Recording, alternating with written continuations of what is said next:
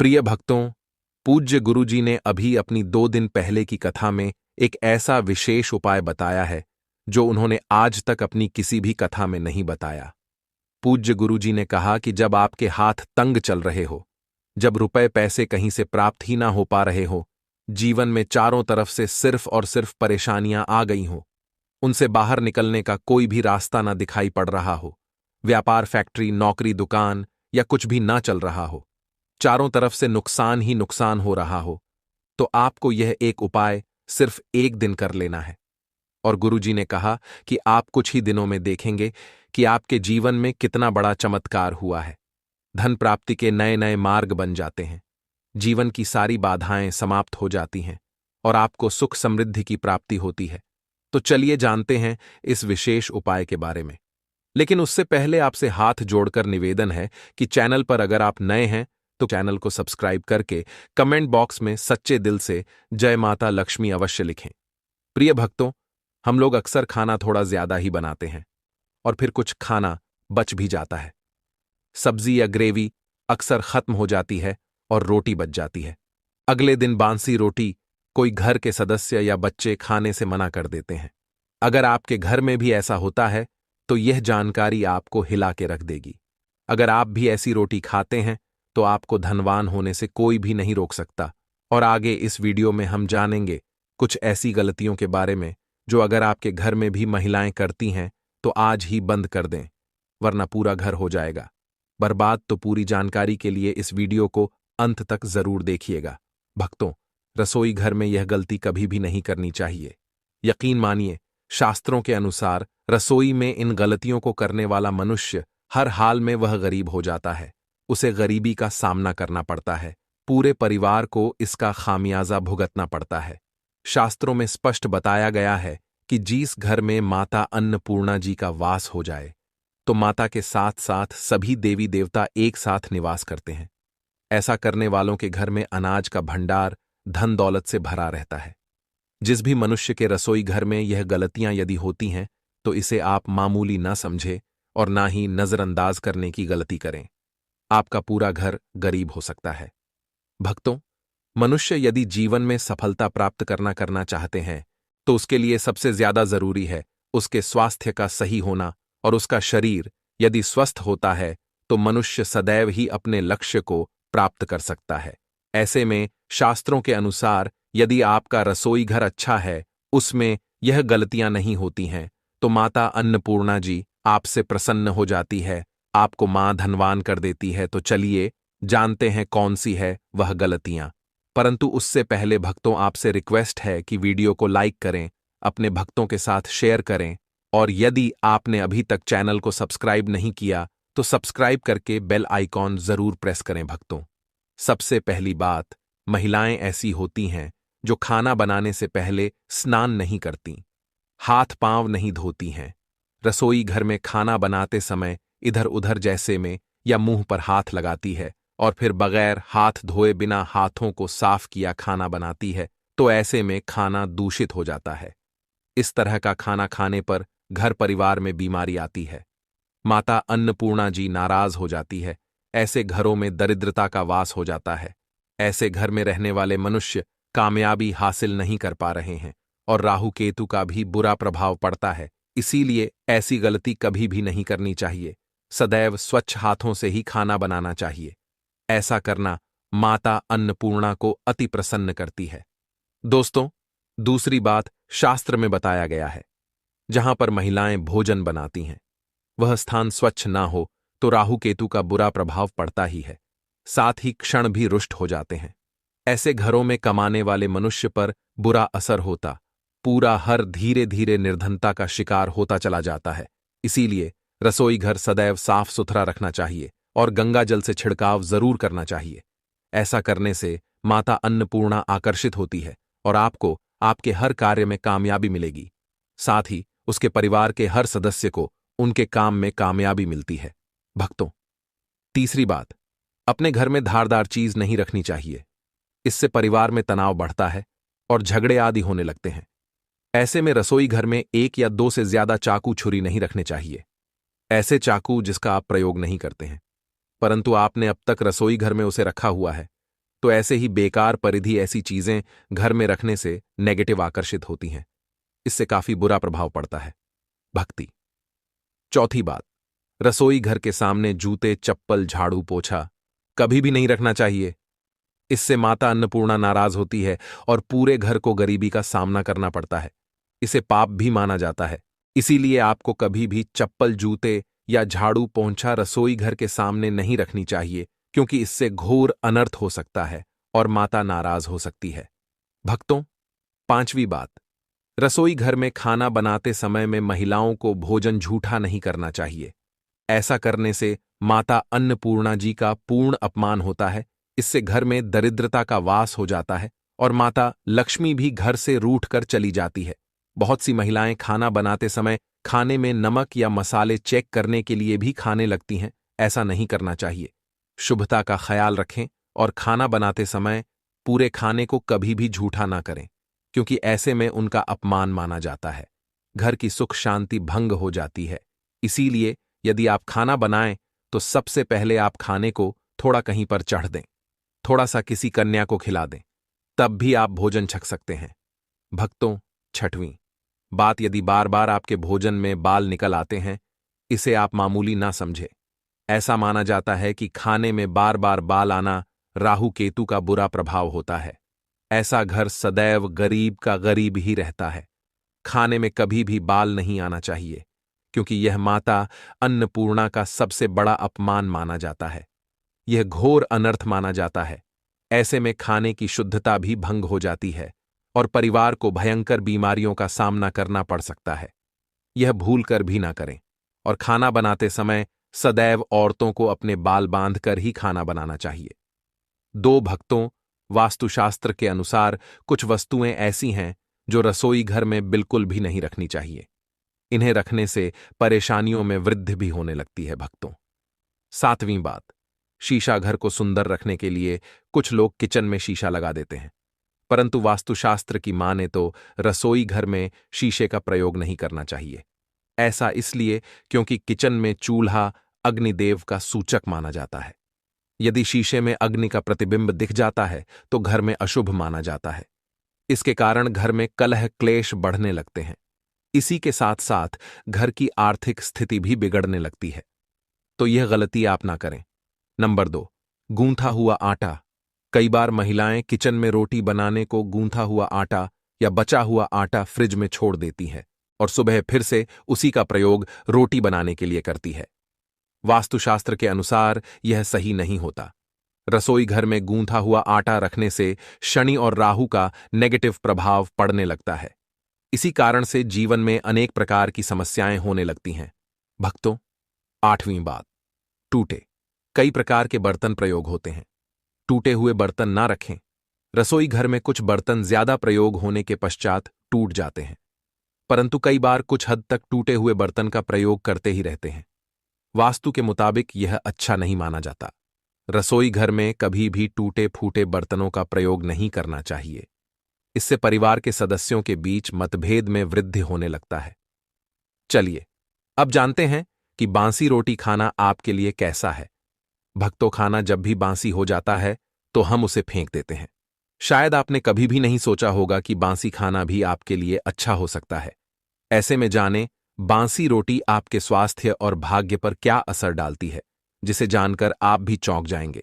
भक्तों, आपको बता दें कि बांसी रोटी पाचन तंत्र के लिए चमत्कार से कम नहीं है। बासी रोटी तन को दुरुस्त बनाती है। बासी रोटी में फाइबर की प्रचुर मात्रा पाई जाती है। खाने में फाइबर की अधिक मात्रा पाचन में सहायता करती है। बासी रोटी से पेट फूलने की समस्या, गैस की समस्या और कब्ज की समस्या से राहत मिल सकती है। इसीलिए भक्तों, बासी रोटी आपके लिए वरदान है। इसका उपयोग जरूर करें। वहीं यदि शास्त्रों की माने तो भोजन वैसे तो ताज़ा ही खाना चाहिए, परंतु जब तक भोजन खाने लायक है, खराब ना हुआ हो, तो उसे कभी फेंकना नहीं चाहिए, क्योंकि यह भोजन का अपमान है। ऐसे में जो मनुष्य बासी भोजन को फेंकता नहीं है और उसे ग्रहण करके सम्मान देता है, तो ऐसे मनुष्य पर माता अन्नपूर्ण सदैव प्रसन्न रहती है। परंतु इसमें एक बात का ध्यान देना बहुत ही आवश्यक है। बासी रोटी को जब भी आप खाएं या छोटे बच्चों को दें, तो पहले आप उसे अच्छे से चेक जरूर कर लें। यदि बांसी रोटी में से रेशियो निकल रही है तो आपके बच्चे की जान जा सकती है या आप बीमार भी पड़ सकते हैं।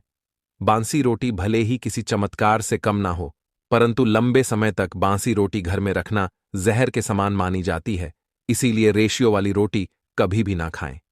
अब भक्तों, आपको पूज्य गुरुजी द्वारा बताया गया उपाय बताने जा रहे हैं। प्रभावशाली चमत्कारिक उपाय है जो कि आपकी किस्मत को चमका देंगे, आपको लाभ शुरू करते हैं। भक्तों, सनातन परंपरा में गाय माता गंगा और गायत्री का बहुत ज्यादा धार्मिक महत्व है। मान्यता है कि गौ माता के शरीर पर 33 कोटि देवी देवताओं का वास होता है। गौ माता की पूजा करने वाले जातक पर इन सभी देव देवताओं की कृपा बरसती है। गौ सेवा से न सिर्फ इस जन्म के बल्कि पूर्व के भी दोष दूर हो जाते हैं। हर एक सुबह जब आपके घर में भोजन बनाना प्रारंभ हो तो सबसे पहले बनाई गई रोटी को आप गौमाता के नाम से निकाल दें और भोजन करने से पूर्व गौ माता को इस रोटी को खिलाए। यदि संभव हो तो काली गाय माता को खिला। यह यदि काली गाय माता ना मिले तो सफेद गाय माता को भी आप खिला सकते हैं।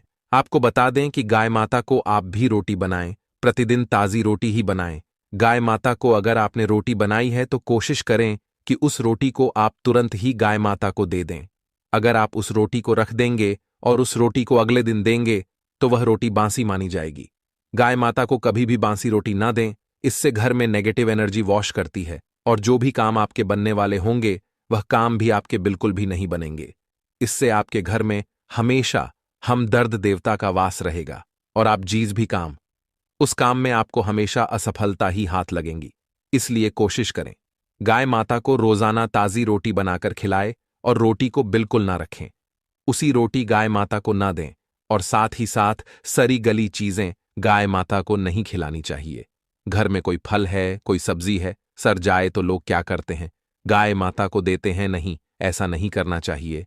ऐसा करने से यदि आप गाय माता को खिलाते हैं तो आप पाप के हकदार होते हैं। आप बिल्कुल सड़ी गली चीजें गाय माता को ना खिलाएं और साथ ही साथ अब आटे की 11 लोहियां बनाकर उनके ऊपर हल्दी लगाए। इसके बाद गाय को खिलाए। हर एक लोई को खिलाते समय गाय माता के सींग पर आप हाथ फेरें, पीठ पर हाथ फेरें, मस्तक पर हाथ फेर रहे हैं। गाय माता के अब चरणों का स्पर्श करें। भक्तों, ऐसा करने से आपके समस्त काम बनने लगेंगे। जो दुख का समय चल रहा है वे भी खत्म होगा। आपके जीवन में खुशियां ही खुशियां होंगी और 11 बार या 21 बार गाय माता की परिक्रमा भी कर लें तो आपके समस्त काम होंगे। और साथ ही साथ आप गाय माता को जब भी रोटी दे रोटी पर या तो आप थोड़ी हल्दी लगा लें या थोड़ा गुड़ रख लें। अगर गुड़ ना हो तो आप थोड़ा घी रख सकते हैं। भक्तों, गाय माता को कभी भी सूखी रोटी ना खिलाए। सूखी का मतलब गाय माता को रोटी खिलाए, उस पर कुछ ना कुछ रख कर खिलाए। हल्दी रख लें, गुड़ रख लें, मिश्री घी या जो भी रख लें, मतलब खाली नहीं खिलानी है। इतना करने मात्र से आपके जीवन के सभी दुख दर्द समाप्त हो जाएंगे। दोस्तों, हमारे घरों में पूजा घर का निर्माण एक अनिवार्य पहलू है जिसमें हम अपनी आस्थाओं और विश्वासों को व्यक्त करते हैं। इस पूजा घर की सजावट और उसमें रखी जाने वाली वस्तुओं का चयन बहुत महत्वपूर्ण होता है। यह न केवल हमारे धार्मिक अनुष्ठानों को प्रभावित करता है बल्कि घर के वातावरण को भी स्वस्थ और सकारात्मक बनाता है। इस वीडियो में हम आपको बताएंगे कि पूजा घर में कौन सी वस्तुएं रखना शुभ होता है और कौन सी वस्तुएं नकारात्मक ऊर्जा को आकर्षित कर सकती हैं। भारतीय धार्मिक शास्त्रों और वास्तुशास्त्र के अनुसार पूजा घर में रखी जाने वाली वस्तुएं न केवल धार्मिक अनुष्ठानों को पूरा करने में सहायक होती हैं बल्कि वे घर की पवित्रता और सुख शांति को भी बनाए रखती हैं। दोस्तों, भले ही मर जाना परंतु भूलकर भी माचिस के अलावा यह 5 चीज अपने घर के मंदिर में भूलकर भी नहीं रखना चाहिए। आज हर घर में एक मंदिर बना होता है और जो भी मंदिर में सभी सामानों को व्यवस्थित रूप से रखता है और आपको पता है कि मंदिर में क्या रखना चाहिए और क्या नहीं रखना चाहिए, तो ऐसे में आपके घर की तरक्की होगी। आपका घर परिवार सुख समृद्धि और माता लक्ष्मी का आशीर्वाद सदा बना रहेगा। और जिस भी घर के मंदिर में गणेश जी की मूर्ति या तस्वीर या फोटो रखी हुई है तो उसे घर परिवार के किसी भी सदस्य को इस वीडियो को जरूर देख लेना चाहिए। और हाथ जोड़कर निवेदन है कि वीडियो को आज और अभी ही देख ले, वरना परिवार बर्बाद हो जाएगा। अपने परिवार को बर्बाद होने से बचा लेना, यह एक ऐसी जानकारी है जो अधिकतर गुप्त जानकारियां होती हैं, जिन्हें आपको कोई नहीं बताता है, और जिन्हें पता होता है उस घर के परिवार में सुख समृद्धि, और वह घर परिवार के सभी सदस्य धनवान बनते चले जाते हैं। दोस्तों, आप में से किसी भी मनुष्य ने या इंसान ने टाइम निकालकर यह वीडियो पूरा देख लिया तो समझ लेना उस घर में सुख शांति के साथ साथ माता लक्ष्मी सदा के लिए घर में प्रवेश कर जाएगी। आज भी इस आधुनिक समय में कई ऐसे लोग होते हैं जो घर के मंदिर के सामने कई ऐसी हरकतें कर देते हैं जिसकी वजह से उसे घर परिवार में दुखों का पहाड़ टूट जाता है। आप देख पा रहे होंगे ना, ये वह लोग हैं जो अपने घर के मंदिर के सामने गलत संबंध बनाते हैं। और दोस्तों, साथ ही कुछ ऐसे पति पत्नी होते हैं जो कि घर का कोई स्थान नहीं देखते हैं। जब मन करे जब पति के साथ संबंध बनाना शुरू कर देती है। आज भी घर परिवार में ऐसे ऐसे पति पत्नी रहते हैं जो कि ना तो समय देखते हैं और ना ही कोई सा स्थान देखते हैं, पर हम संबंध बना रहे हैं कुछ भी नहीं देखते हैं। और जो इस तरह की हरकत करता है उसका घर परिवार बर्बाद हो जाता है। और वीडियो को छोड़ने से पहले घर में जो अपने मंदिर बनाकर रख रखा है ना, उसमें से यह चीज बिल्कुल हटा देना। इसलिए ध्यानपूर्वक देखना हम क्या बताने जा रहे हैं आपको। आज अगर आपके घर में मंदिर है और आप भगवान की पूजा करते हैं तो आज यह वीडियो अपने मंदिर के लिए, अपने भगवान के लिए जरूर देख लेना। गलती से भी इस वीडियो को छोड़ मत देना, नहीं तो आपका घर पूरा बर्बाद हो जाएगा। वीडियो को हल्के में लेने की भूल बिल्कुल भी ना करें, नहीं तो घर में ऐसी गरीबी आएगी कि आपको खाने के दाने नसीब नहीं होंगे। आज नहीं तो कल, कल नहीं तो परसों, एक ना एक दिन तो यह वीडियो आपको जरूर ही देखनी पड़ेगी। तो हो सके तो बर्बाद होने से पहले ही इस वीडियो को देख लेना, घर परिवार बर्बाद होने से पहले ही बच जाएगा। आज भी भारत में ऐसे ऐसे कई लोग रह रहे हैं जिन्होंने अभी तक घर के मंदिर में से यह 3 चीजें हटाई नहीं है। और कुछ ऐसे भी लोग हैं जो घर का मंदिर को अपने बेडरूम में ही बना रखा है। ऐसे में कई पति पत्नी ऐसे हैं कि बेडरूम में ही अपने घर का मंदिर और बेडरूम में ही एक साथ पति पत्नी सोते हैं।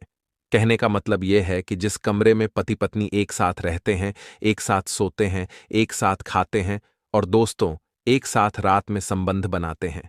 और जरा सोचकर देखिए, आपके बेडरूम में भगवान जी का मंदिर है और आप भगवान जी के मंदिर के सामने ही संबंध बनाना शुरू कर देते हो। और भगवान जी के मंदिर के सामने इस तरह की हरकत करना बहुत गलत है। हम हाथ जोड़कर आपसे बोल रहे हैं कि कभी भी अपने बेडरूम में हो सके तो मंदिर नहीं बनाए। हम ऐसे नहीं बोल रहे हैं कि पति पत्नी को संबंध नहीं बनना चाहिए, बल्कि हम आपसे यह बोल रहे हैं कि पति पत्नी को संबंध बनाना चाहिए, परंतु घर के मंदिर अलग होना चाहिए। भारत में शायद ही कोई ऐसा घर होगा जिसमें पूजा घर नहीं होगा। और पूजा घर वह स्थान होता है जहां से घर में सकारात्मक ऊर्जा का संचार होता है। इसलिए आपका पूजा घर वास्तु के हिसाब से ऐसा होना चाहिए जो आपके घर में सकारात्मक ऊर्जा का संचार बेहतर तरीके से कर पाए। अक्सर आप लोगों ने देखा होगा, हम पूजा घर में भगवान की मूर्तियां रखते हैं, परंतु पूजा घर में कुछ ऐसी भी चीजें रख देते हैं जिसकी वजह से घर तरक्की करने की बजाय नीचे डूब जाता है। अक्सर लोगों को गलतफहमी हो जाती है। कुछ लोग होते हैं ऐसे जो वास्तुशास्त्र को हल्के में लेते हैं और घर में रखी चीजों को जहां पर रखना चाहिए वहां पर नहीं रख पाते। आजकल के इस जमाने में जो भी महिलाएं शादी ब्याह रचाकर हमारे घर में नई बहू बनकर आ रही हैं, उन्हें ना तो वास्तुशास्त्र का ज्ञान है और ना ही मंदिर में क्या रखना चाहिए, क्या नहीं रखना चाहिए। मंदिर के सामने ऐसी हरकतें बिल्कुल भी नहीं करनी है। इन सभी का आज के इस जमाने में नई महिलाएं जो हमारे घर आ रही हैं, उन्हें इन बातों का बिल्कुल भी ज्ञान नहीं है। इसलिए आजकल की महिलाएं मंदिर के सामने कोई भी ऐसी भी हरकत कर देती हैं जिस तरह से भगवान की पूजा करने का समय होता है। इस तरह से दोस्तों, पति और पत्नी का एक दूसरे के साथ संभोग करने का सही समय होता है। परंतु आधुनिक समय में कई महिलाएं और कई पुरुष संभोग करने का समय भी नहीं देखते हैं। जैसे कोई महिला किचन में खाना बना रही होती है तो पुरुष संभोग के लिए रसोई में ही चला जाता है, जबकि ऐसा करना उचित नहीं है। और महिलाएं भी अपने पति को मना नहीं करती हैं। आधुनिक समय में पति पत्नी का किचन का बेडरूम बन जाता है, यह पता ही नहीं लगता। और जब घर बर्बाद होने लगते हैं तब जाकर अक्ल ठिकाने आती है। अगर आपके घर में ऐसी महिला है तो आपको मार देगी, आपको घुट घुट कर मरना पड़ेगा। अगर ऐसी महिला आपके साथ है तो आजकल आधुनिक समय में ऐसा समय आ चुका है कि घर की महिलाएं जिस तरीके से अपने कपड़े बदलती हैं, ठीक उसी तरीके से अलग अलग मॉडल परंपरा में समय बिताने लगी हैं। आपको बताने का तो मन नहीं कर रहा, पर दोस्तों सच तो यही है कि आजकल महिलाएं बहुत बदल चुकी हैं। और वीडियो शुरू करने से पहले आपसे निवेदन है कि कमेंट बॉक्स में जय हनुमान जय सीताराम अवश्य लिखें। जो भी भक्त इस वीडियो को देख रहे हैं उसके घर में सुख समृद्धि आए, उनके घर में कोई भी परेशानी नहीं आई और पूरा परिवार सुख शांति से अपना जीवन यापन करें। अगर आप में से कोई हनुमान जी महाराज को मानता है, तो अगर सच में ही भक्त हैं तो आप इस वीडियो को लाइक कर नीचे कमेंट बॉक्स में एक बार जय हनुमान जी महाराज लिख देना। जो भी भक्त कमेंट बॉक्स में जय हनुमान जी महाराज लिखता है तो उसके मन में जो भी मनोकामना है वह पूरी कर देना। दोस्तों, पूजा घर में यह चीजों का रखना होता है, अशुभ धन का हो जाता है, नास माता लक्ष्मी ऐसे घर का कर देती है। त्याग इसी के साथ इस वीडियो में हम जानेंगे उन विशेष चीजों के बारे में जिनका पूजा घर में होना है बेहद आवश्यक है। अगर घर में सुख समृद्धि व धन की कामना करते हैं तो यह 3 चीजें पूजा घर में होनी जरूरी हैं। स्वयं भगवान श्री कृष्ण ने बताया है, प्रत्येक मनुष्य अपने घर में एक छोटा सा पूजा घर अथवा मंदिर अवश्य बनाता है, जिसके अंदर वह अपने सभी प्रिय देवी देवता तथा उनसे जुड़ी महत्वपूर्ण चीजें श्रद्धा भाव के साथ रखता है। वह अपने मंदिरों में देवी देवताओं की तस्वीरें, पूजा पाठ का सामान इत्यादि चीजों को भी रख देते हैं। परंतु हमारे शास्त्रों में मंदिर के अंदर कुछ चीजें रखना जितना फलदायक होता है, उतना ही कुछ चीजों का रखना अमंगल और अशुभ होता है। यह कुछ वस्तुएं ऐसी हैं जिनसे घर में नकारात्मकता बनी रहती है और लड़ाई झगड़े क्लेश और नुकसान ही नुकसान होता है। आज हम जानेंगे ऐसी ही अशुभ चीजों के बारे में जिन्हें कई लोग जाने अनजाने में घर के मंदिर में रख देते हैं। अगर आपके भी मंदिर में ऐसी चीजें रखी हुई हैं तो उन्हें तुरंत वहां से हटाकर किसी दूसरे स्थान पर रख दें, लेकिन पूजा घर में भूल से भी ना रखें। लोग ऐसा इसीलिए करते हैं क्योंकि उन्हें लगता है कि यह चीजें धार्मिक हैं और इनकी भी पूजा की जानी चाहिए। दोस्तों, भगवान श्री कृष्ण कहते हैं कि कलयुग में मनुष्य कुछ अशुद्ध चीजों को धार्मिक मानकर उनकी पूजा करेगा, जिसे शास्त्रों में वर्जित माना गया है। भगवान श्री कृष्ण ने इसकी भविष्यवाणी पहले ही की हुई थी कि कलयुग में मनुष्य अधार्वा दोस्तों, सबसे पहले बात दीपक और धूपदान की दोस्तों, भारत की परंपरा मिट्टी से जुड़ी हुई है। इसीलिए मंदिर में पारंपरिक मिट्टी का दीपक अवश्य होना चाहिए। अगर आप मिट्टी का दीपक नहीं रख सकते हैं तो धातु के दीपक का उपयोग करें। अगर भगवान में आपकी आस्था ज्यादा हो तो आप उपला रखकर गुड़ और घी का धूप भी दे सकते हैं। ऐसा करने से घर में सुख शांति बनी रहती है। दूसरी चीज है स्वास्तिक। घर के मंदिर में स्वास्तिक अवश्य होना चाहिए। या तो आप इसे रोली से बना लें, क्योंकि स्वास्तिक आपके घर की शक्ति, सौभाग्य, समृद्धि और शुभता का प्रतीक माना जाता है। यही मुख्य कारण है कि कोई भी शुभ कार्य करने से पहले स्वास्तिक का चिन्ह अवश्य बनाया जाता है। तीसरी चीज है कलश। भगवान श्री कृष्ण कहते हैं, कलश सुख और समृद्धि का प्रतीक है। अपने मंदिर में रोली कुमकुम से स्वास्तिक बनाकर उस पर मंगल कलश अवश्य रखें। ऐसा करने से घर में सदैव समृद्धि बनी रहती है और ऐश्वर्य की प्राप्ति होती है। चौथी चीज है शंख। बहुत ही कम लोग जानते हैं कि शंख की उत्पत्ति समुद्र मंथन के 14 रत्नों के साथ हुई थी। इसी कारण से शंख माता लक्ष्मी को अत्यंत प्रिय है। शंख की ध्वनि से सकारात्मक ऊर्जा का भी संचार होता है। इसीलिए मंदिर में शंख अवश्य होना चाहिए। शंख के घर में उपस्थिति से माता लक्ष्मी भी प्रसन्न होती है और उस घर में कभी भी धन की कमी महसूस नहीं होती। पांचवी चीज है घंटी। मंदिर में आपने घंटी अवश्य देखी होगी, क्योंकि घंटी को शुभ माना जाता है।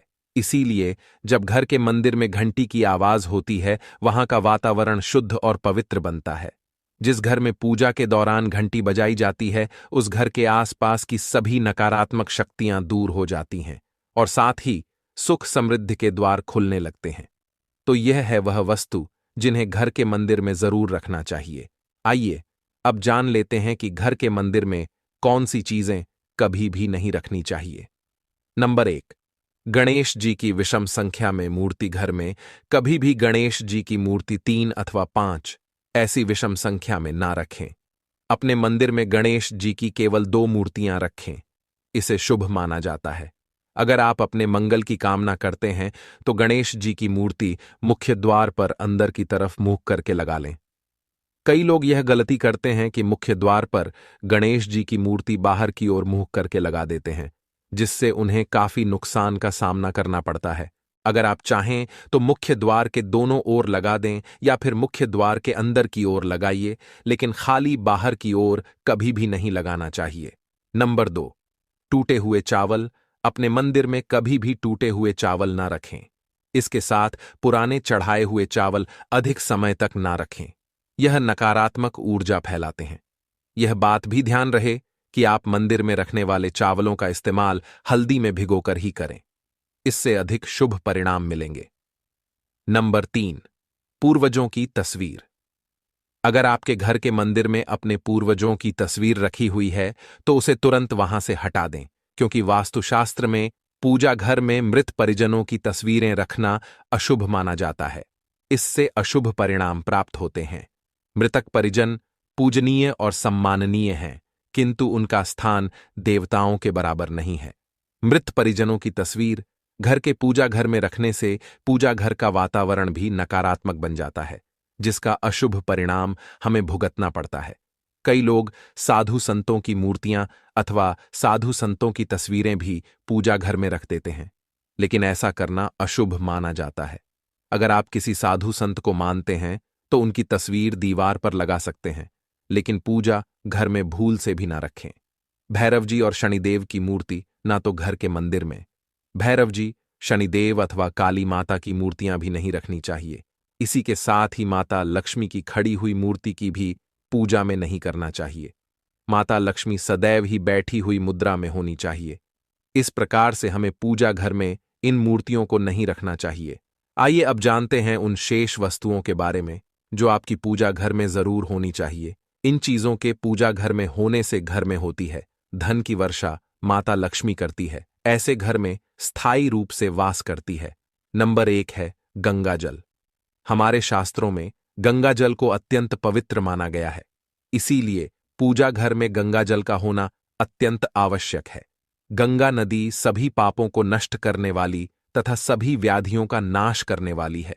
इसीलिए अगर आपके पूजा घर में एक तांबे के छोटे से पात्र में आप गंगा जल भरकर रखते हैं तो इससे आपके पूजा घर की शुद्धता बनी रहेगी और आपको आपकी पूजा का संपूर्ण फल प्राप्त होगा। दूसरी चीज है नंबर 2, शास्त्रों में कलश को पूर्णता का प्रतीक माना गया है। चाहे वह सत्यनारायण की पूजा हो, दीपावली हो, नवरात्रि का पर्व हो या फिर किसी भी प्रकार का उत्सव हो तथा मांगलिक कार्य हो, कलश की स्थापना किए बिना सब कुछ अधूरा माना गया है। पूजा में कलश का उपयोग देवताओं का आवाहन करने के लिए किया जाता है। ईश्वर के सामने तांबे के कलश में पानी भरकर रखना इतना शुभ होता है कि अगर हम अपनी रोज की पूजा करते समय भगवान के सामने तांबे के कलश में पानी भरकर रखें तो उसका चमत्कारी प्रभाव हमें अवश्य देखने को मिलता है। इसीलिए मुख्य रूप से तांबे के कलश का उपयोग करें। पूजा में अगर किसी सामग्री की कमी रह जाए तो परेशान ना हो या पूजा बीच में ना छोड़े। ऐसे में भगवान को चावल और फूल चढ़ाएं और मन में ही उस चीज का ध्यान करें। प्लास्टिक की बोतल में या किसी भी अपवित्र धातु के बर्तन में गंगा जल कभी भी नहीं रखना चाहिए। अपवित्र धातु जैसे एल्यूमिनियम और लोहे से बने बर्तन में गंगा जल नहीं रखना चाहिए। तांबे के बर्तन में रखना शुभ रहता है। केतकी का फूल शिवलिंग पर अर्पित नहीं करना चाहिए। किसी भी पूजा में मनोकामना की सफलता के लिए दक्षिणा अवश्य चढ़ाना चाहिए। माता लक्ष्मी को विशेष रूप से कमल का फूल अर्पित किया जाना चाहिए और अगर आप यह शुक्रवार के दिन करते हैं तो कई गुना लाभ मिलता है। इस फूल को 5 दिनों तक जल छिड़क कर पुनः चढ़ा सकते हैं। हमेशा इस बात का ध्यान रखें कि कभी भी दीपक से दीपक नहीं जलाना चाहिए। शास्त्रों के अनुसार जो व्यक्ति दीपक से दीपक जलाते हैं वह रोगी होते हैं। घर के मंदिर में सुबह और शाम को दीपक अवश्य लगाएं। एक दीपक घी का और एक दीपक तेल का जलाना चाहिए। पूजा में दीपक सही जगह रखना चाहिए। घी का दीपक हमेशा दाईं तरफ, तेल का दीपक हमेशा बाईं तरफ रखें। जलपात्र, घंटा, धूपदान जैसी चीजें हमेशा बाईं तरफ रखनी चाहिए। घर पर पूजा करते समय खड़े होकर पूजा न करें और ना ही सीधे जमीन पर बैठकर पूजा करें। पूजा करने से पहले हमेशा आसन बिछाए और आसन में बैठकर ही पूजा करें। इसके साथ ही बिना सिर ढके भी पूजा नहीं करनी चाहिए, स्त्री हो या पुरुष। पूजा करते समय हमेशा सिर को दुपट्टे या फिर रुमाल से ढकना चाहिए। किसी भी भगवान के पूजन में उनका आवाहन करना, ध्यान करना, आसन देना, स्नान करवाना, धूप दीप जलाना, अक्षत चावल, कुमकुम, चंदन, पुष्प, कोई प्रसाद आदि अनिवार्य रूप से होना चाहिए। पूजन में पान का पत्ता भी रखना चाहिए। ध्यान रखें, पान के पत्ते के साथ इलायची, लौंग, गुलकंद आदि भी चढ़ाना चाहिए। पूरा दोस्तों, देवी देवताओं को हार, फूल, पत्तियां आदि अर्पित करने से पहले एक बार साफ पानी से अवश्य धो लेना चाहिए। सभी प्रकार की पूजा में चावल विशेष रूप से चढ़ाए जाते हैं। पूजन के लिए ऐसे चावल का उपयोग करना चाहिए जो अखंडित हो, यानी टूटे हुए ना हो। चावल चढ़ाने से पहले इन्हें हल्दी से पीला करना बहुत शुभ माना गया है। इसके लिए थोड़े से पानी में हल्दी घोल लें और उस घोल में चावल को डुबोकर पीला किया जा सकता है। पूजन करते समय इस बात का विशेष ध्यान रखें कि पूजा के बीच में दीपक बुझना नहीं चाहिए। ऐसा होने पर पूजा का पूर्ण फल प्राप्त नहीं हो पाता है। भगवान विष्णु को प्रसन्न करने के लिए पीले रंग का रेशमी कपड़ा चढ़ाना चाहिए। माता दुर्गा, सूर्य देव व श्री गणेश को प्रसन्न करने के लिए लाल रंग का, भगवान शिव को प्रसन्न करने के लिए सफेद वस्त्र अर्पित करना चाहिए। किसी भी प्रकार के पूजन में कुल देवता, कुल देवी, घर के वास्तु देवता, ग्राम देवता आदि का ध्यान करना भी आवश्यक है। इन सभी का पूजन भी करना चाहिए। पूजन में हम जिस आसन पर बैठते हैं उसे पैरों से इधर उधर खिसकाना नहीं चाहिए। आसन को हाथों से ही खिसकाना चाहिए। यदि आप प्रतिदिन भी एक दीपक भी घर में जलाएंगे तो घर के कई वास्तु दोष भी दूर हो जाएंगे। सूर्य, गणेश, दुर्गा, शिव और विष्णु यह पंचदेव कहलाते हैं। इनकी पूजा सभी कार्यों में अनिवार्य रूप से की जानी चाहिए। प्रतिदिन पूजन करते समय इन पंचदेव का ध्यान करना चाहिए। इससे लक्ष्मी कृपा और समृद्धि प्राप्त होती है। तुलसी के पत्तों को 11 दिनों तक बासी नहीं माना जाता है। इसकी पत्तियों पर हर रोज जल छिड़क कर पुण्य भगवान को अर्पित किया जा सकता है। दीपक हमेशा भगवान की प्रतिमा के ठीक सामने लगाना चाहिए। कभी कभी भगवान की प्रतिमा के सामने दीपक ना लगाकर इधर उधर लगा दिया जाता है, जबकि यह सही नहीं है। घी के दीपक के लिए सफेद रुई की बत्ती उपयोग किया जाना चाहिए, जबकि तेल के दीपक के लिए लाल धागे की बत्ती श्रेष्ठ बताई गई है। पूजन में कभी भी खंडित दीपक नहीं जलाना चाहिए। धार्मिक कार्यों में खंडित सामग्री शुभ नहीं मानी जाती है। शिवजी को बेलपत्र अवश्य चढ़ाएं और किसी भी पूजा में मनोकामना की सफलता के लिए अपनी इच्छा के अनुसार भगवान को दक्षिणा अवश्य चढ़ानी चाहिए, दान करना चाहिए। दक्षिणा अर्पित करते समय अपने दोषों को छोड़ने का संकल्प लेना चाहिए। मनोकामनाएं अवश्य पूर्ण होंगी। भगवान सूर्य के साथ श्री गणेश की 3, विष्णु जी की 4 और शिव जी की आधा परिक्रमा करनी चाहिए। पूजा घर में कौन कौन सी वस्तुएं रखना शुभ है और कौन कौन सी वस्तुएं अशुभ मानी जाती हैं, इन बातों को समझकर आप अपने पूजा घर को सही तरीके से व्यवस्थित कर सकते हैं और नकारात्मक ऊर्जा को दूर कर सकते हैं।